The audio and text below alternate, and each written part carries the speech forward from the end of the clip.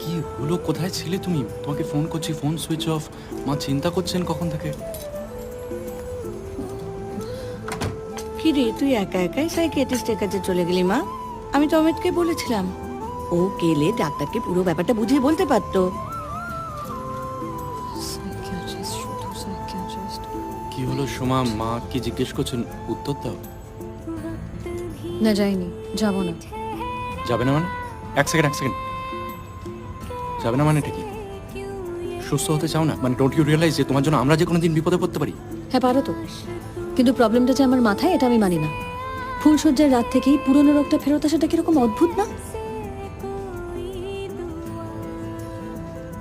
তুই বরং একটা কাজ কর, এমনিতেই তো ভয়ে আমার সাথে আর ঘুমাও না, আজ থেকে আমার ঘরটা বাইরে থেকে লক করে দে।